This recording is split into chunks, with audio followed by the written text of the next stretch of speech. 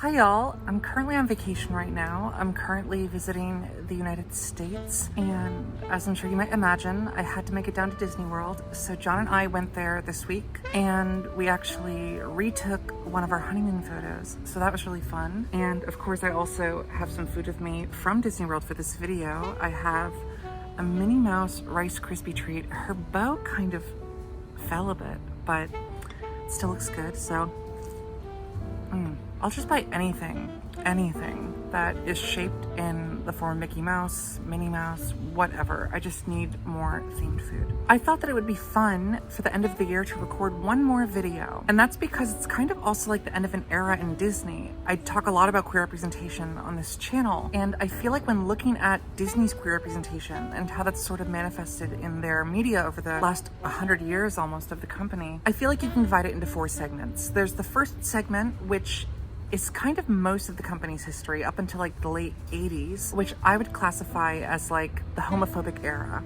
Or maybe a better way to phrase it is like, not everything is homophobic, but there was a lot of sort of queer coding and other types of representation that were often done at the expense of queer people. Then the second era is kind of the Renaissance through the early 2000s, which is so the late 80s to the early 2000s. I feel like that is sort of reclaiming the homophobic representation.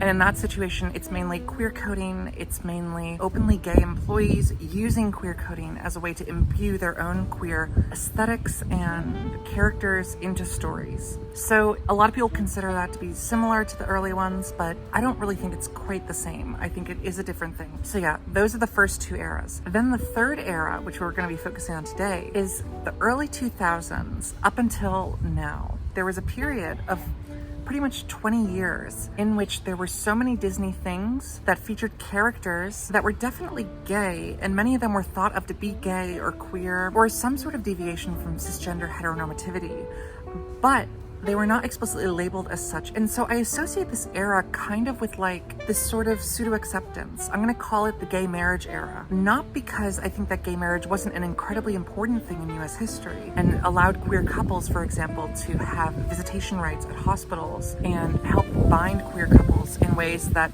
had been fought for very vigorously during the AIDS crisis. But it also represented this sort of era where a lot of people thought that the way to be queer was to be straight but gay. There was a lot of focus on assimilation. There was a lot of focus on gay people or queer people just being normal, just being able to be exactly like the others. And so even though there is that side of the marriage equality fight that was truly a fight and was truly revolutionary when it was passed, I kind of also associate it with this early 2000s to 2010s type of queer acceptance in the US that definitely was acceptance, but it was a bit different. It was more focused on assimilation. During this era, we have a lot of representation that was both representation but also not. We have a lot of characters that are hinted at but don't ever say they're gay or who are not ever open about it. And then there's kind of a mini period in between this and what we have right now. And that is sort of the first gay phenomenon. And that's what I'm going to be talking about in this video. Because as I'm sure you know, if you've clicked on this, Disney in the last few years, they've had a lot of marketing where they've marketed first gay moments. And that has kind of manifested in characters and moments or kisses or whatever that are blown out of proportion. Or at least they're very subtle, barely noticeable, easy to edit out, but they're kind of referred to as a sort of crowning achievement. And that was pushed by a lot of publicity from Disney. But that brings us to the 4th era, which is the current era. I don't know how to call it because we're just in it now. As I'm sure you saw in my last video, I talked a lot about Strange World, which was just released. It's on Disney Plus now, you can watch it. But there is the first openly gay protagonist, and it's great representation. It's an openly gay character who is not, it's not even really an issue. It doesn't represent some sort of struggle. He's just gay and he has a crush and it's not that big of a deal. Also, the character is played by Jabuki, who's gay himself. It's great representation. I mean, when I started this channel, there certainly wasn't representation like that yet. And notably, even though many people have said, oh, this is another one of Disney's first gay characters, it was not marketed like that, at least by Disney themselves, which is an important distinction because I know that a lot of people, after years of seeing Disney be like, this is the first gay blank, first gay blah, blah, it's easy to then group everything into this category. But whenever I've talked about first gay blanks, it's usually in reference to some type of promotional material. And the truth is that not all Disney characters that are gay have been marketed as first gay blank. But obviously there is a precedent. So anyway, we have good representation. Strange World, we're in the 4th era, I believe, of Disney queer representation. I think that is fabulous. And because we're at the beginning of this new era, I hope that it doesn't regress. I know I've talked about the mysteriously disappearing advertising budget for Strange World and if that's related to the queerness, but I'm gonna be optimistic. I'm gonna take off my cynicism goggles that I typically view Disney material with. And I'm just gonna look back at this era, the gay marriage era, and just look at the type of representation that it's given us. Because of course, there have been the series of first gay blanks, and I thought I would rank my top 10.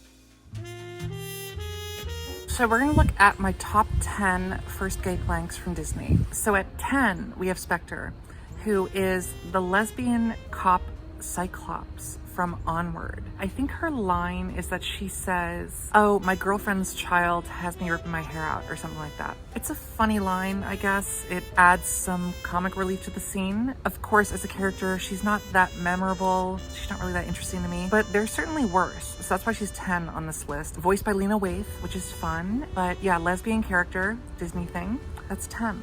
9 is McGregor, who's from The Jungle Cruise. He was kind of, I think, the last character to have the sort of first gay blank treatment. Like, he was the last character to be explicitly advertised as like the first gay blank. And in this situation, he was advertised as the first gay main character. He also had the first gay coming out scene in a movie. That's the catch. I'll come back to that later. But he never says he's gay in the scene. He's talking to Dwayne "The Rock" Johnson's character, and he talks about how he wasn't able to get engaged to this girl, and how not only that, but he couldn't get engaged to anyone because his interests lie happily elsewhere. I know I've given this scene shit on my channel before, but I think it's actually quite sweet. And when looking at the first gay blank characters, I think it's actually kind of a touching scene to have someone address it. I feel like I'm kind of gaslighting myself to do this because I know this is not good gay representation, but it's sort of there, and within this realm, within this gay marriage era of Disney queer representation, I think it is quite emotional. So yeah, McGregor, 9. Now we have Cyrus Goodman at 8. He's from Andy Mack, and he has the first gay coming out scene in a Disney Channel show.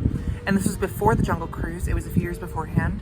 And Cyrus actually says, "I'm gay," which was definitely a first at the time, which is really great. So Cyrus, 8.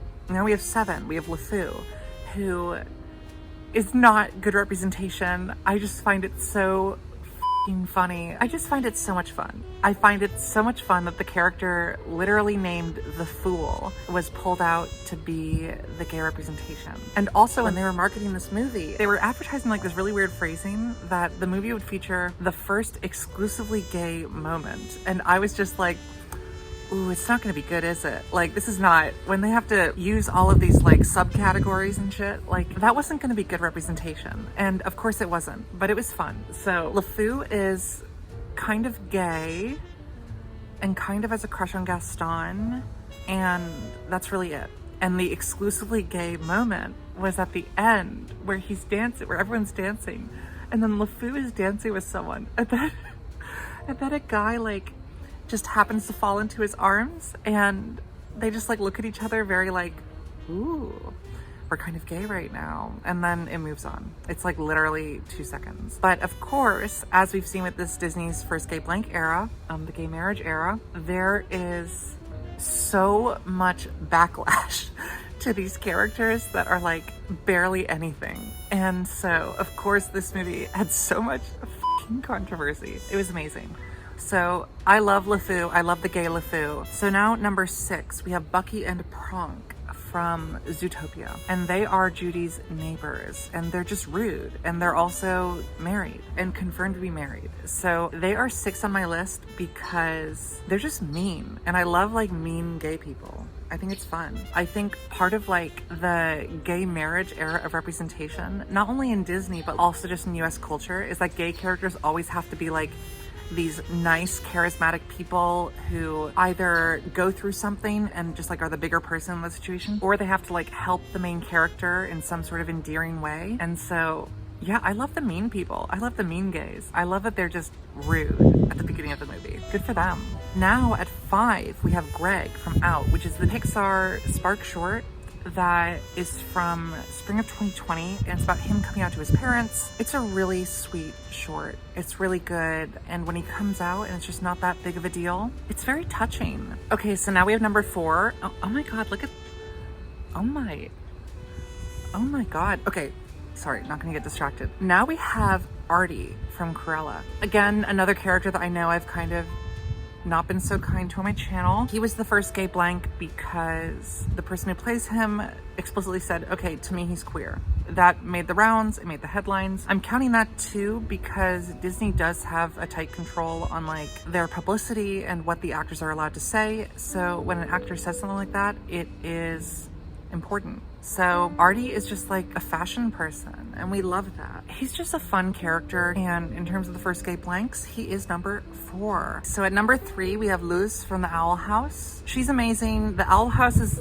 the show that I feel like in this first gay era actually had like good representation. But like I said, the main goal, I feel like the end goal of getting Disney to make good queer representation was to have it with a protagonist in a theatrically released movie. Because in this sort of gay marriage era, there was good representation in various pockets of the company, but they were only there if you knew it. And so like a show like the Owl House has a very devoted fan base, but in terms of Disney's broader reputation, it didn't really affect it because it's kind of been like a niche property within the company. And so even though the Owl House had good representation, that's why I'm considering Ethan Clade to be the beginning of this new era. So anyway, love her. She's amazing. And yeah, the Owl House rules. I'm just still so sad that it was canceled and that there won't be a 4th season. Anyway, my number 2 pick is the gay prince from The Princess Diaries 2. This is during a scene where they're showing Mia a bunch of potential suitors, and there is a guy that she thinks he looks really cute, and I believe the security guard says his boyfriend thinks that too or something, and Mia and her friends go right on, and then they go like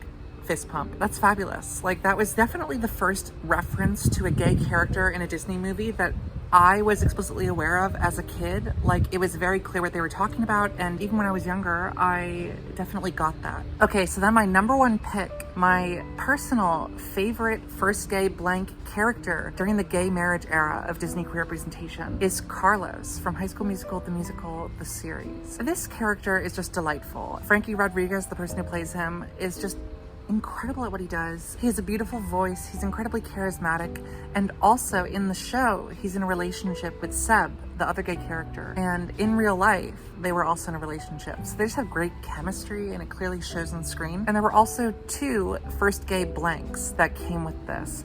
And that was the first gay kiss, which was not technically the first gay kiss. I have a whole video about that where I talk about exactly why and what came before it, but it was advertised like that. They said that in a press thing. And also they had the first gay song, and that was In a Heartbeat. And yeah, I mean, that's a great song. So I love that. Anyway, that brings us to the end of our list of the top 10 first Disney blank characters. I hope you enjoyed it. I thought it'd be fun to make a little video for the end of the year, just looking back on this era. That being said, thank you so much for watching Dream Sounds this year. I've made so many videos that I'm really proud of. And of course, this was a big year for me and my channel. I came out as a trans woman, and I've been transitioning while making videos about my experiences, and it's really meant the world to me that so many people have commented and shared and liked and have shown me that I'm not alone. Like, it sounds weird because I know I'm the one making these videos, but like usually I make these videos because I think, oh, I feel this and I just want to share it with people. And so it's really wonderful to read the comments and hear people say like, oh my God, I was thinking the same thing. So it's been really incredible for me too to be able to put out videos and to be able to see that other people feel the same way. So thank you so much for being here. Thank you so much for watching. And if you want to support what I do have a Patreon. To be honest, I mean, it is kind of what will keep this channel going in the future. YouTube's always just kind of a difficult game with the algorithm and stuff. It's been kind of good, but it's also been a bit stressful. And so if you want to support me on Patreon, that will ensure that I can continue committing my time to this. So anyway, that's it. I hope y'all have a great end of the year. I hope y'all are able to spend time with people you care about. I hope you're able to feel loved. So I'll catch y'all in 2023 in the new era of Disney's queer representation. All right, see you next year.